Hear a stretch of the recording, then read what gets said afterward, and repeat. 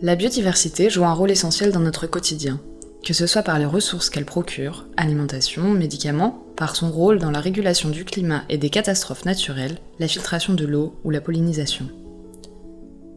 En région Hauts-de-France, cette biodiversité s'illustre à travers la richesse des habitats naturels et des espèces qu'ils abritent.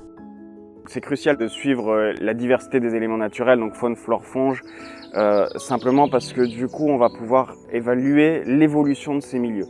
On va pouvoir savoir si nos mesures de gestion fonctionnent correctement, s'il y a des impacts autres qui ne sont pas identifiés sur le milieu naturel qui viennent de l'extérieur. Et ça, on peut ne le savoir que si on connaît et si on suit tous ces milieux naturels. C'est dans cette optique que le pôle connaissance a vu le jour au sein de l'ARB Hauts-de-France.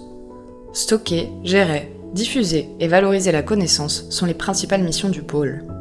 Cette connaissance repose principalement sur les données collectées par les naturalistes, bénévoles ou salariés, des gestionnaires d'espaces, ou bien encore par des citoyens et des écoles via les sciences participatives. Pour être utilisée, la donnée collectée doit être centralisée. Aujourd'hui, la donnée est disponible via divers outils web.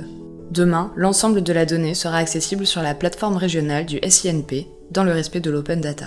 La centralisation, la standardisation, la validation de la donnée permet de rendre accessible une donnée de qualité réutilisable par tous, acteurs naturalistes, entreprises, collectivités locales ou encore citoyens.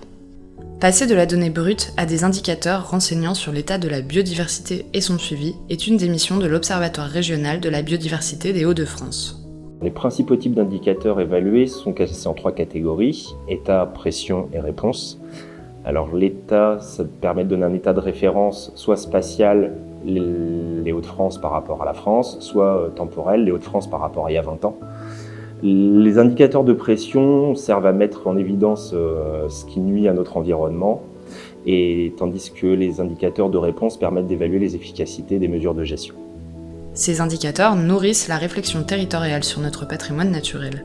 Au-delà d'indicateurs, la donnée est indispensable à la réalisation du diagnostic territorial de zones à enjeu afin d'orienter stratégiquement l'action publique. Les outils de connaissance favorisent la mobilisation des acteurs et contribuent à l'éducation du plus grand nombre.